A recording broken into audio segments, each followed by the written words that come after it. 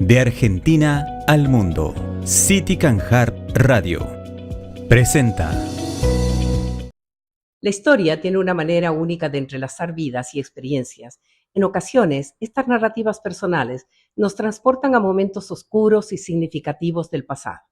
Hoy tenemos el privilegio de escuchar la voz de una mujer que vivió en la Segunda Guerra Mundial. Su testimonio es una ventana al sufrimiento, a la resistencia, a la resiliencia.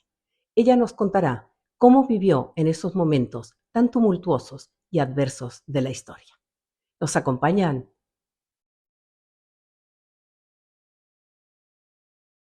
En 1945, los líderes aliados firmaron el Acuerdo de Potsdam que estableció la división de Alemania en 4 zonas de ocupación bajo el control de Francia, Estados Unidos, el Reino Unido y la Unión Soviética tras su rendición incondicional en mayo de ese año. Wiesbaden fue blanco de intensos bombardeos aliados entre 1940 y 1945 y quedó bajo control estadounidense. Según el Archivo Federal Alemán, un alto porcentaje de sus edificios fue destruido en los ataques aéreos. Con la ocupación, las fuerzas estadounidenses impusieron un control absoluto sobre la ciudad. En la actualidad, unos 12.000 efectivos militares y sus familias residen en bases como Clay Kaserne en Wiesbaden, que sigue operativa, así como en otras instalaciones militares en Stuttgart y Kaiserslautern, todas en el suroeste de Alemania. Estas bases cuentan con escuelas, supermercados, zonas de recreación y hospitales. El acceso de civiles y militares alemanes está restringido. Deben obtener permisos de seguridad emitidos por el Comando Europeo de Estados Unidos y solo pueden ingresar tras controles biométricos según las normativas vigentes. Este reportaje exclusivo rescata la memoria histórica de Frida desde Wiesbaden, Alemania.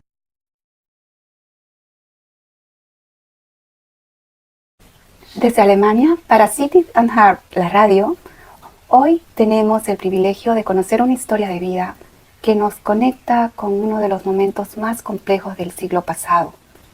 Y justamente hoy, hace 80 años, se recuerda en Wiesbaden el peor bombardeo que haya sufrido esta ciudad por parte de las tropas norteamericanas. Nuestra invitada, Frida, nació aquí, en Wiesbaden, hace 88 años. Frida, permíteme comenzar preguntándote, ¿cómo era tu familia? ¿Cómo estaba compuesta? Yo tenía una hermosa familia. Yo tenía un hermano que era 9 años mayor que yo. Mis padres eran muy queridos, pero luego vino la guerra. Cuando comenzó, yo tenía 2 años. Entonces ingresé a la escuela en 1942. Fue el año en que nos escolarizaron. Y cuando sonaba la alarma de ataque aéreo, los que vivían lejos corrían a casa, mientras los demás íbamos al sótano. Esto duró casi 3/4 del año. Luego mi escuela fue bombardeada y ya no teníamos más escuela. Mi padre era opositor del régimen y eso nos trajo muchas dificultades. Incluso yo enfrenté problemas en la escuela. Mi padre tuvo grandes dificultades profesionales como funcionario público. Se suponía que debía unirse al partido, pero nunca lo hizo. Si la guerra hubiera durado más, mi padre habría terminado en un campo de concentración. 88 años, siempre en Wiesbaden. ¿Qué es lo que recuerda más de esta ciudad? Krieg. Es la guerra. Guerra es mi infancia. Guerra y miedo. Solo miedo. Nos sentábamos sin pausa en el sótano.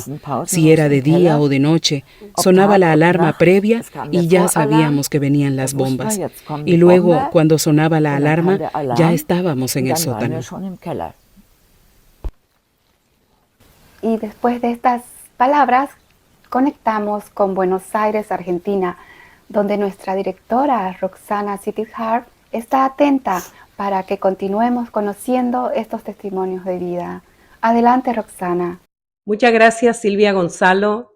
Esta conexión desde Buenos Aires, Argentina, a Alemania, no sería posible sin el profesionalismo y el trabajo desarrollado por usted. Quiero agradecer a Silvia profundamente por haber logrado que City and Harp la radio realice esta entrevista con Frida, la mujer que vivió en la Segunda Guerra Mundial, para conocer muy de cerca sus vivencias. Frida, gracias de corazón por estar con nosotros. Y yo sé que la haremos sentir muy cómoda durante la entrevista. Me gustaría preguntarle, para arrancar, ¿cuál ha sido su día a día durante la guerra? Sí, después del ataque aquella noche del 2 al 13 de febrero, el miedo volvió. La guerra seguía, las bombas no dejaban de caer, todo estaba destruido, no teníamos nada, ni comida. Teníamos que buscar la manera de sobrevivir. ¿Cómo haríamos? Mientras tanto, mi abuelo había fallecido y eso fue terrible. Y entonces ya era abril o mayo, cuando los estadounidenses llegaron a Wiesbaden. Tuvimos miedo. No sabíamos qué significaba una ocupación. No sabíamos cómo debíamos reaccionar, pero de todas formas no teníamos nada que comer.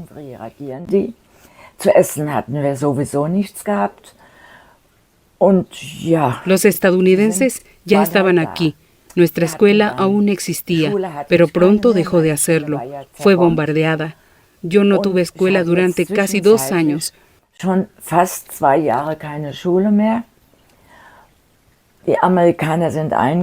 Los soldados estadounidenses se mudaron aquí y nosotros ya no podíamos salir de nuestro departamento.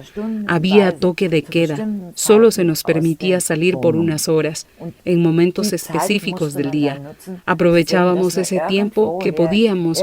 Teníamos que buscar comida de cualquier manera, de cualquier forma, pero no había nada. Y sobre todo, teníamos miedo. Otra vez nos preguntábamos, ¿cómo sería ahora? Con estos soldados estadounidenses, ¿cómo nos tratarían? Todo era muy difícil y así continuó hasta 1948, cuando llegó la reforma monetaria y las cosas mejoraron un poco. Pero hasta 1948, lo único que conocimos fue hambre. No había comida.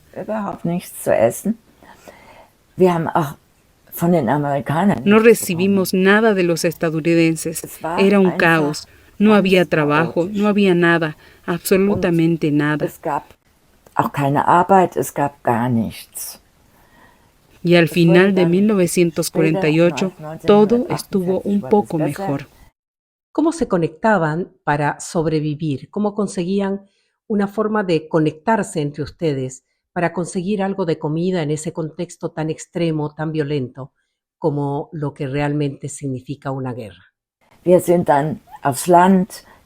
Nosotros estábamos en el campo tratando de conseguir alimento con los agricultores de la zona. Aquí tenemos el río Rin, que separa Maguncia de Wiesbaden. En aquel entonces existía una palabra especial, Hamster. Significaba salir con una mochila, llevar algo, lo que fuera, algún bien personal para hacer trueque, tal vez un mueble, algo, cualquier cosa a cambio de comida. Pero Maguncia estaba ocupada por tropas militares francesas. El puente estaba controlado. Si alguien intentaba cruzar desde Maguncia hacia Wiesbaden con su mochila, corría un gran riesgo.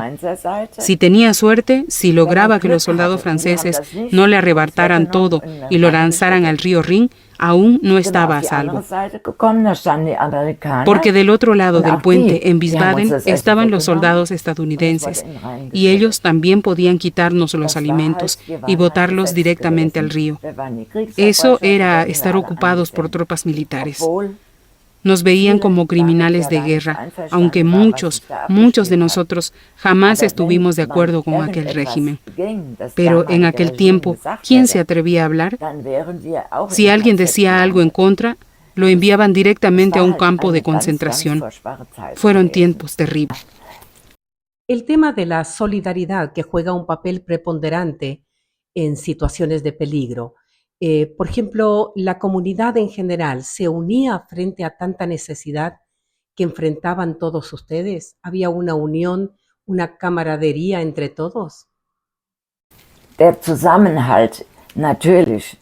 In den Wohnhäusern La war ein unión, anderer la als heute. solidaridad, por Heute supuesto. lebt jeder für La sich. comunidad era muy Damals war diferente a es la de eine hoy. Gemeinschaft. Hoy cada Es hat quien vive einer para dem sí mismo, anderen geholfen. pero en aquel entonces Und, la gente se ayudaba, nos apoyábamos unos a otros, nos manteníamos juntos. gegenseitig in jeder Weise Esa era la geholfen. vida. Nos ayudábamos en todo lo que podíamos. Era muy diferente a como es hoy, pero así fue, así era. Usted mencionó que su hermano fue llevado al cuartel con su tío. ¿Cómo fue esa situación?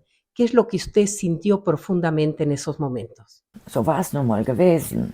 War teilweise eigentlich schon ein relativ lustiges Erlebnis. Mein Onkel Hubo una experiencia relativamente divertida. Mi tío vino a casa desde el cuartel donde trabajaba con los americanos, pero nadie podía entrar allí, así que no sé cómo lo hacía. Dann sagte er zu meinem Entonces mi tío le dijo a mi padre, me llevaré a Carl, era mi hermano, al menos allí podrá comer hasta saciarse. Todos estábamos hambrientos. Se fue con mi tío y luego volvió. Y mi tío nos contó, imagínense, todos los soldados corrieron a verlo. Nunca habían visto a alguien comer tanto de una sola vez. weil sie noch nie jemand gesehen haben, der so viel auf einmal essen konnte. Weil Porque esta vez podía comer hasta llenarse. Seguramente había comido cantidades impresionantes de comida, pero nosotros estábamos felices. dass wir Al menos mi hermano estaba satisfecho, porque para nosotros moríamos de hambre. Wir sind dann zum Beispiel auf die Felder, wenn die abgeerntet waren. Por ejemplo, íbamos a los campos cuando terminaba la cosecha. Buscábamos entre los restos, granos, algo con lo que intentábamos hacer harina, y éramos felices por cada tajada de pan seco. Und Geld hat auch nichts geholfen. Auch für Geld Porque hat man simplemente nichts mehr gekriegt. no había Man musste nada. dann irgendetwas El dinero tampoco eintauschen. ayudaba, Man no servía para nada. No importaba cuánto tuvieras, no valía, no recibías nada a cambio. Así que teníamos que intercambiar lo que pudiéramos. Además del hambre, había un control absoluto, cómo era moverse con el toque de queda, qué se podía hacer, qué es lo que se sentía profundamente, viviendo presos de esa realidad. Man dann eintauschen. Tal vez si Es- tenías joyas, una alfombra, antigüedades, cosas así, podías intercambiarlas por comida, pero su valor no importaba. Podían valer 100 veces más, pero lo único que importaba era comer, seguir adelante de alguna manera. Mi padre, por ejemplo, tenía formación técnica, podía ayudar en eso, pero aún así también tenía que salir al bosque a recoger madera, algo que pudiéramos quemar, porque el invierno era muy duro y no había nada, nada. Teníamos toque de queda. Por la noche no podíamos salir. Durante el día, bueno, solo nos permitían salir entre las 12 y las 2 de la tarde. Y todo estaba totalmente controlado, completamente controlado. Si alguien era atrapado fuera del horario permitido, era arrestado de inmediato. No había excepciones. Era un control estricto. Los estadounidenses patrullaban y nosotros no podíamos salir de nuestro hogar. Las leyes alemanas dejaron de existir. Nada nos pertenecía. Estábamos ocupados. Las nuevas leyes nos fueron impuestas. Nuestro país estaba completamente roto. Frida, y los niños que siempre son las mayores víctimas en las guerras, ¿cómo era su relación con los soldados? ¿Qué recuerda? ¿Qué recuerdo profundo tiene de esa época? Como decía, la escuela también fue ocupada por los estadounidenses. Delante estaban los guardias. Los soldados tenían caramelos sabor fruta, enrollados en tiras. Pero, ¿qué hacían con ellos? Los tiraban al suelo, se hacían pedazos, y los niños luchaban por recoger los pedazos. Se empujaban, se peleaban por un simple pedazo de caramelo. Pero no todos los niños reaccionaban igual, dependía de cada uno.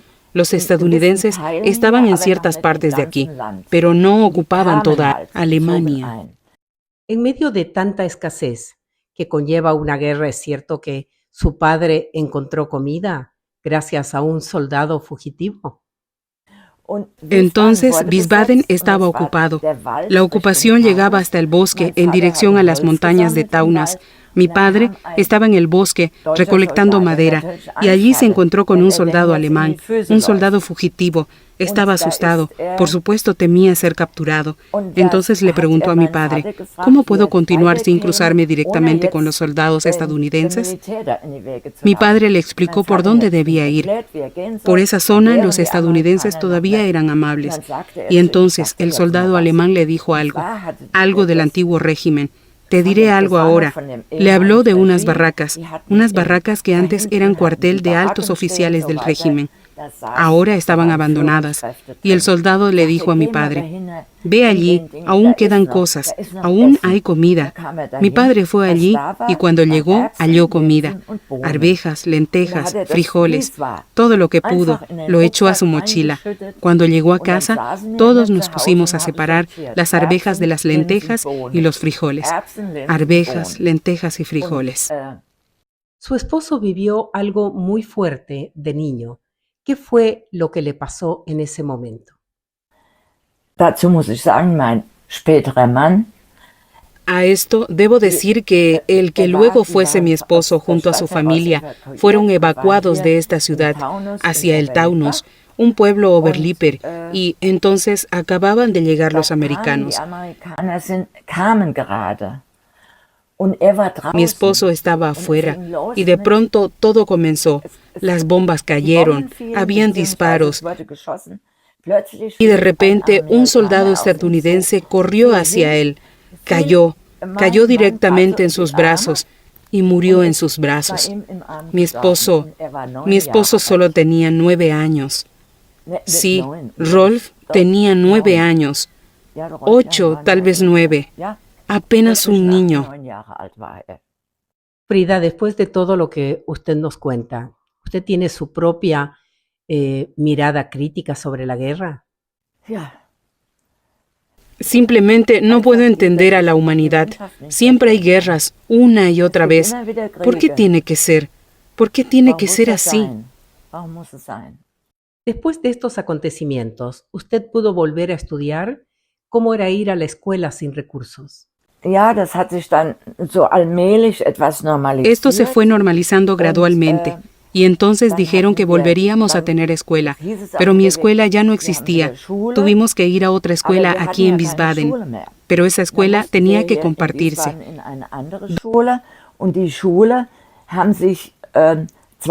Dos grupos, un solo lugar. Por ejemplo, yo tenía clases por la mañana, la siguiente por la tarde.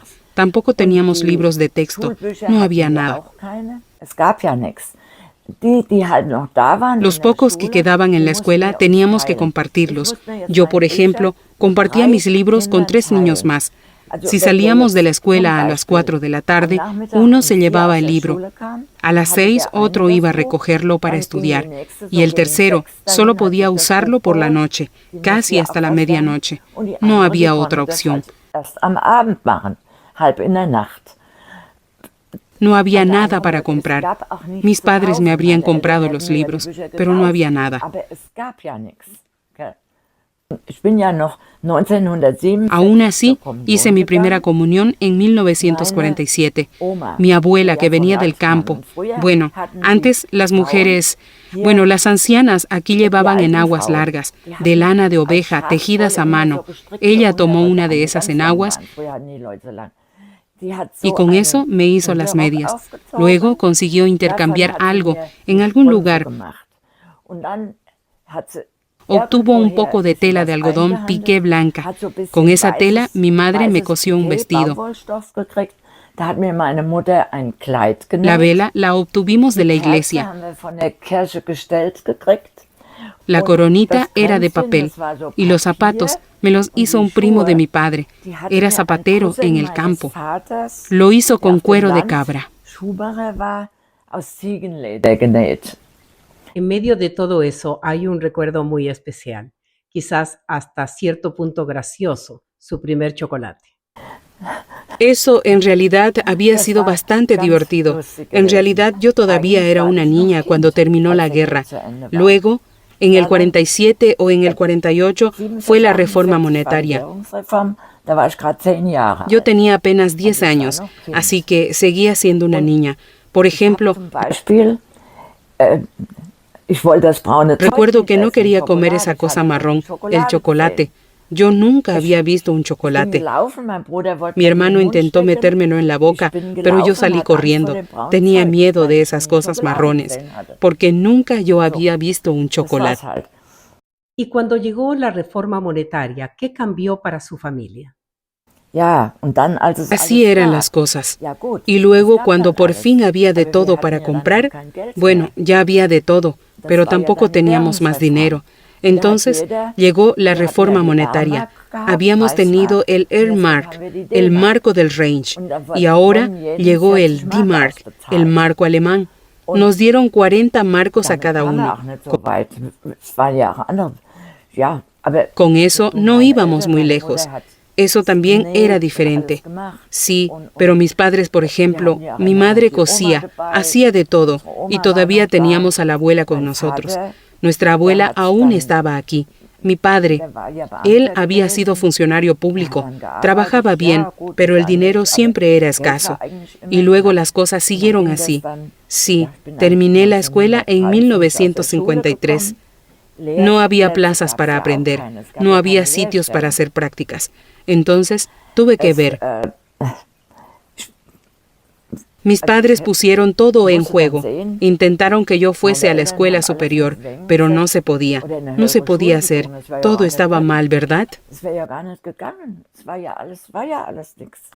Ante tanta dificultad, ¿usted logró formarse, estudió, qué aprendió, cómo trató de cultivarse, contrarrestando el dolor y el sufrimiento? Y mi hermano, con mucho esfuerzo, finalmente consiguió una plaza de aprendiz. Él era mayor que yo, ya estaba en la edad adecuada, sí. Mientras él hacía su formación a los 30 años, yo todavía estaba en la escuela. Después, cuando llegó mi turno, estuve un año en una escuela de economía doméstica. Mis padres así lo querían. Y después hice mi formación. Aprendí un oficio en 1954. ¿Usted cree que los jóvenes de su época eran diferentes a los de ahora? ¿Qué hacían ustedes para pasar su tiempo de ocio? Hoy en día no es así. Los jóvenes, bueno, nosotros con 15 años, 16 años, aún éramos niños. Antes era tan diferente. Hoy los jóvenes son distintos, solo son adolescentes. Antes era otra época. Crecimos en un tiempo completamente diferente. Salir para divertirse en la noche, eso no existía. Teníamos muchas restricciones con la ocupación. Hasta la reforma monetaria no había nada. Yo tenía 19 años. Yo tenía 19, aunque no. Aún no, yo tenía 18. El siguiente mes cumpliría 19.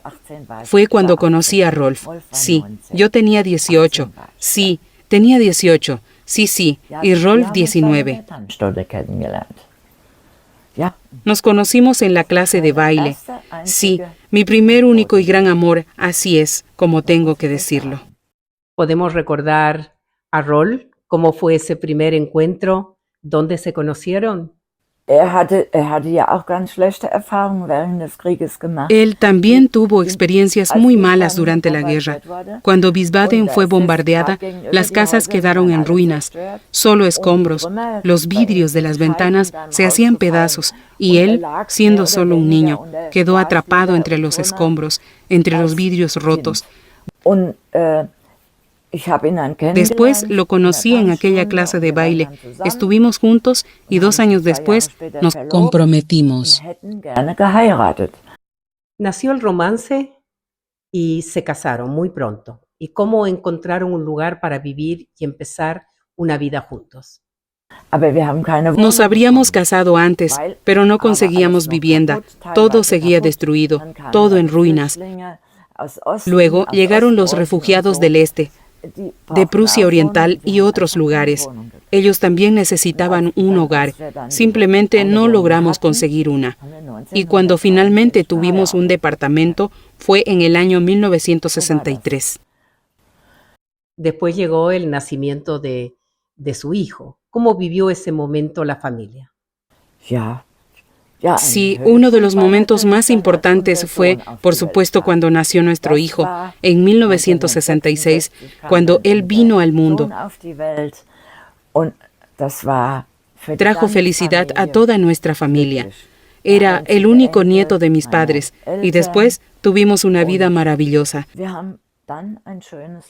Trabajábamos, nos íbamos de vacaciones y estábamos felices. Frida, después de vivir en carne propia todo lo que nos fue relatando, ¿cuál es el mensaje que le gustaría dejar hoy para futuras generaciones? Wir waren zufrieden. Ja, was kann man lernen? Sí, ¿qué se puede aprender? Dass Krieg das Schlimmste ist, was es geben kann. En realidad, la guerra es lo peor que puede existir. Parece simplemente imposible que las personas puedan vivir juntas en paz, que estén dispuestas a ayudarse unas a otras y ser amigables, evitando los conflictos. Si surge algún problema, no hay que pelear. No hay que recurrir a la violencia, sino acercarse al otro. Decirle, no estoy de acuerdo con esto y quiero hablarlo contigo, porque con el diálogo se pueden resolver muchos conflictos en el mundo. Ese es, pues, mi mensaje. Y como dije, viajamos mucho de vacaciones, conocimos a muchas personas, gente amable, encantadora, que piensa de la misma manera. Por eso es incomprensible que siempre hay guerras, una y otra vez. Si nos amamos, sí, Él siempre estuvo para mí, en los buenos y en los malos tiempos, al igual que yo para Él. Y eso debe ser, en realidad, un buen matrimonio. Él fue mi único y gran amor, y lo seguirá siendo, para siempre.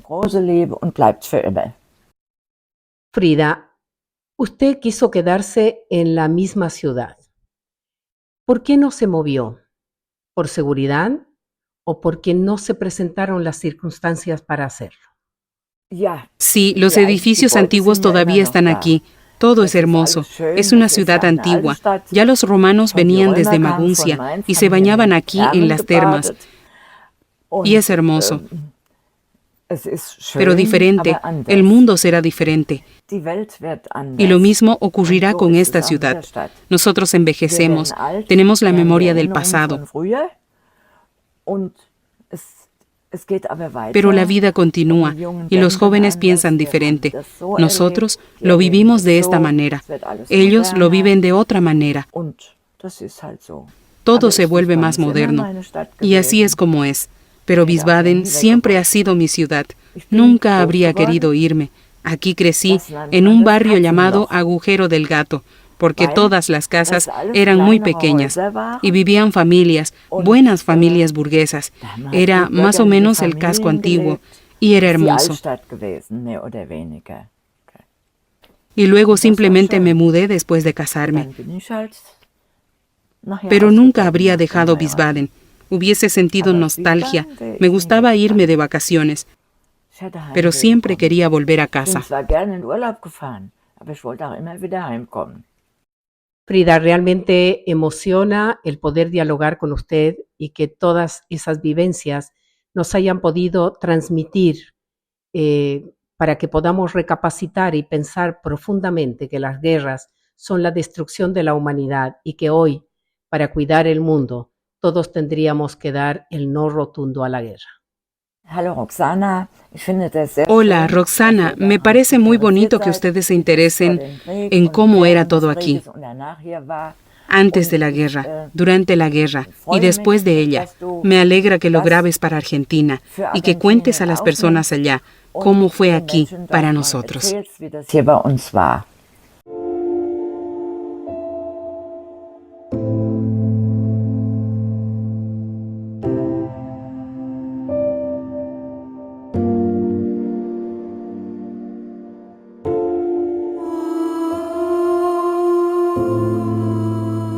Muchas gracias a todos por acompañarnos. Estaremos en una nueva oportunidad desde Buenos Aires, Argentina, al mundo. De Argentina al mundo. City Can Heart Radio.